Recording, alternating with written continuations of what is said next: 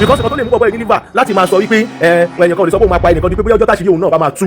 because tí ò bá lọ́wọ́ nínú kidnapping ẹ̀rí kan tó sọ yẹn ẹ̀rọ ẹ̀ gbọ́dọ̀ bá ẹ̀ yes ẹ̀yin ọmọ Yorùbá kan wà tẹ̀ wà nínú kidnapping yẹn kì í ṣe Fúlàní nìkan ẹ̀yin lẹ́ ń jẹ́ agbódegbà tẹ̀yìn tí kúlẹ̀ ò bá parí tòde ò lè pa ní confam tọ́wọ́ bá tẹ̀yìn tí n bá wà mí tọ́ ní fẹ́ pa yín màmú kan yẹn mi tó wà náà tó pa yín dànù tó bá bẹ̀yẹn lẹ́fẹ́ gbọ́ àtútù sọ fún yín ni kò lè mọ̀ pé lọ́wọ́ yìí ẹ̀ minus everybody ẹ̀dẹ̀ wò pé ká máa fi wọn mú yín lọ station ọmọ Yorùbá tó bá padà mú Fúlàní tó mú wọn lọ station tí ẹ máa bàjẹ́ ni má mú wọn lọ station ẹ dájọ́ fún wọn lẹ́sẹ̀kẹsẹ̀ àwọn pípé yóò fọwọ́ kékeré mú yín wọ́n ti sọ láǹdì yín náà ẹ wá mú ẹ wájú wọn lẹ̀ wọ́n á tún kó tírọ́ọ̀kì ojú títì náà ń gbàdé ibi tó ti ń ṣe yín níkà wọ́n á kó tírọ́ọ̀kì ẹ̀ lè bẹ́ẹ̀ náà sí wọn lára bọ́ ṣe kó tírọ́ọ̀kì bọ̀ yẹn ẹ bẹ́ẹ̀ náà sí wèrè wọn lára kẹ́ pa àwọn wèrè dànù ẹ bá ẹ máa ṣàlẹ́jẹ̀ máa pẹ̀lú ẹ wọ́n ti dé o àwọn lélẹ́yìn máa ṣe kámẹ́rà ọ̀ràn ta ló rán yín kámẹ́rà orí burúkú ṣe ó ní wọn máa mọ̀ can do this ẹ ti rí wọn tó ń bọ̀ ẹ sẹ́ni trap fún wọn wájú kẹ́ bọ́ọ̀nù wọn dànù pour everybody fire kí ni àwọn fẹ́ ṣe gbà yẹn tó àbájá sí ìwọ̀n ìpàpàrọ̀ eléyìí burúkú lórí burúkú tó ń sọ̀rọ̀ yín sí báyìí àmọ́ bí tó ti wá mo dẹ̀ ṣúọ̀ pé lára àwọn negative people ní country yìí bọ̀dẹ́ bọ́ tó bá farabalẹ̀ dáadáa rí mú ìdí nìyẹn tí mo sọ pé ẹ mú location ẹ̀yin tẹ́ bá mọ̀ ẹ wo tracy ẹ short ẹbẹ̀ sí short láti sìn lọ ìgẹ́dà sí bíi tó lo gíláàsì di aláwòkù tó dàbí bẹ́ẹ̀ sáìdì àfàìmọ̀ kọ́kọ́ jẹ́ pé ẹsẹ̀ síkìlà ni wèrè torí kò ń sọ̀rọ̀ kò bá lásọ̀rọ̀ dátọ́ lẹ́nu ẹ̀ kò ní full energy ọ̀rọ̀ yẹn ń sọ ìbò olórí burúkú tó kó gòsòjú bí ògùn ẹlẹ́wọ̀n ẹ try láti monitor bọ̀bọ̀ yìí máa ní bó ṣe jẹ́ ẹ bá fọ̀rọ̀ bọ̀bọ̀ yìí ṣeré ẹ wò dáadáa ẹ mọ̀ dáadáa ẹ ṣọ́ ó máa ní bí bọ̀bọ̀ yìí ṣe jẹ́ o ẹ bá fọ̀rọ̀ bọ̀bọ̀ yìí ṣeré pẹ̀lú bó ṣe ń lọ yẹn o olóyè Sunday Igboho kọ́ ló ètì gbogbo ẹ̀yàn ọmọ Yorùbá tẹ́ bá fẹ́ kú kẹ́ kú kọ̀ọ̀kan sáyé lé yìí o. ẹ wo ọ̀gbẹ́ni yìí bó ṣe ń sọ̀rọ̀ sí olóyè Sunday Igboho ẹni tó yẹ ká máa gbóríyìn fún tí ẹ tún fojú ẹ̀ gbolẹ̀ báwo la ṣe fẹ́ tẹ̀dá lọ́rùn kí la fẹ́ fi táyé lọ́rùn arákùnrin yìí tẹ́ bá gbọ́ ohun tó ń sọ àwọn ọ̀rọ̀ kò bá kùn gbé àwọn ọ̀rọ̀ burúkú ló ń sọ sí olóyè Sunday Igboho àmọ́ ṣá o Saheed Ire ó ti jáde tán fún o kí ni Saheed Ire kí ló sọ kí ni arákùnrin sọ àtohun tí arákùnrin sọ àtohun tí Saheed Ire fi dá lóhùn ẹ wá gbọ́ nínú fídíò àti pé ohun tí Saheed Ire sọ nípa pé kí wọ́n máa ṣe ìdájọ́ ẹsẹ̀kẹsẹ̀ fún àwọn Fúlàní wọ̀nyí kí lẹ́yìn náà rí sí ṣó dáa bẹ́ẹ̀ àbí kò dáa bẹ́ẹ̀ ẹ já pàdé ní comment section ohun tó bá jí èrò ọkàn tí yín sí ẹ ṣe ó yá lókè lọ́hùn. mo understand pé káàdì tí wọ́n fẹ́ fi Igboho gbà ni pé nítorí wèrè ìta ẹ jẹ́ ká ní wèrè inú ilé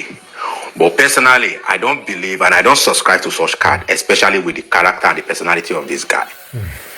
ó ti already ń sọ ọmọ táwọn bá gbà mú kò sọ pé tó kidnap o tó ń support àwọn Fúlàní tó ń kidnap àwọn èèyàn wa àwọn máa pa ni in fact Nigerian government gan ò ní right àti mú kidnapper mi ò sọ pé èèyàn suspect o èèyàn tó ń bá pé ó ń kidnap wọn ò ní right láti mú ẹnìyẹn wọn làwọn fẹ́ pa they will have to subject such person to judicial process ó ní Igboho ti ń threaten pọ́mọ tóun bá mú ó máa pa ni. ẹ pẹ̀lẹ́ o bọ̀dá oní judiciary nìkan kọ́ obituary ni bọ̀ Fúlàní ní access láti máa gé tíṣà lórí láti máa pa àwọn èèyàn láti máa pa olóyún máa pa àwọn àgbẹ̀ àbí nǹkan tí mo kàn fẹ́ sọ bẹ́ẹ̀ ni pé ọ̀rọ̀ yín ò pọ̀ jù gbogbo ọyàn ọmọ Yorùbá ẹjọ́ ta ló mọlé mánu yín ibo ni máa yín wà ibo ló ń gbé iṣẹ́ wo ló ń ṣe alákọ̀ọ́kọ́ nìyẹn iṣẹ́ wo ni ọmọkùnrin ń ṣe gbogbo state tí ìbáwò kó wà ẹjọ́ mo need information nípa ẹ̀ ṣé ẹ mọ̀ ní tí mo ṣe need information nípa ẹ̀ ni pé a need láti monitor bọ̀bọ̀ yìí tí ò bá lọ́wọ́ nínú insecurity tí ò bá lọ́wọ́ nínú banditry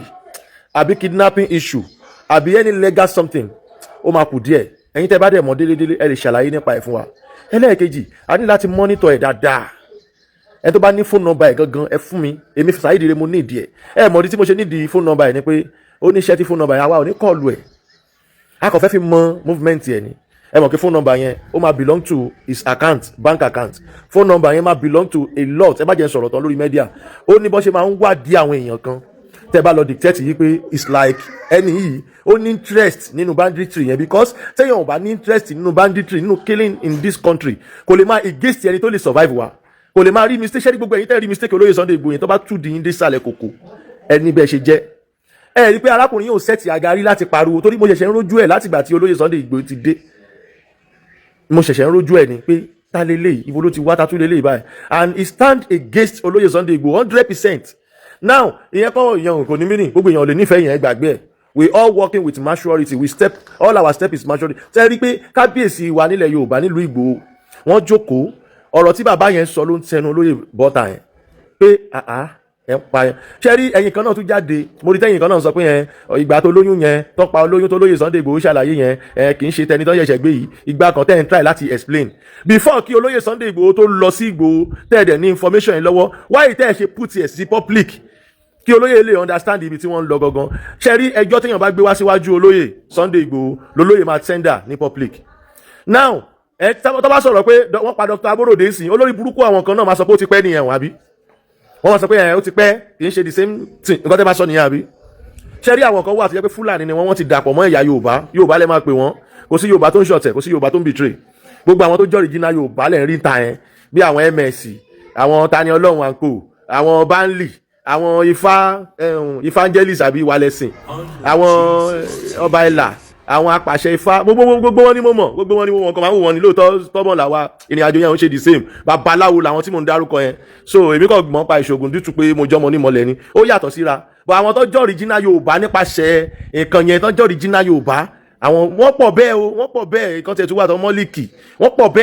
bẹ́ẹ̀, ara wọn lèmi náà mi ṣe bastard. ṣe rí àwọn original Yorùbá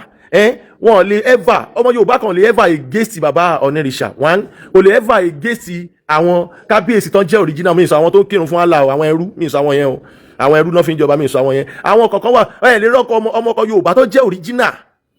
Mo gbàgbé, má bínú, mo máa dárúkọ ọba Solomon náà torí ọmọ Yorùbá gidi ni brother yẹn, ọmọ òun gbádùn náà, ó lálàáfíà. So àwọn kan yẹn lè rí ọmọ Yorùbá kọ́ ègèsì olóyè Sunday Igboho pẹ̀lú stepisi wọn. Yorùbá kì í láṣìṣe ara wọn ni Yorùbá ṣe ráyè ìgbàlejò. Àmọ́ mo wá rí i pé àwọn ọ̀dàlẹ̀ kan wà nínú Yorùbá tó jẹ́ pé ẹ̀yin náà lè ń gba àwọn àlejò ọ̀ràn yín nítorí owó.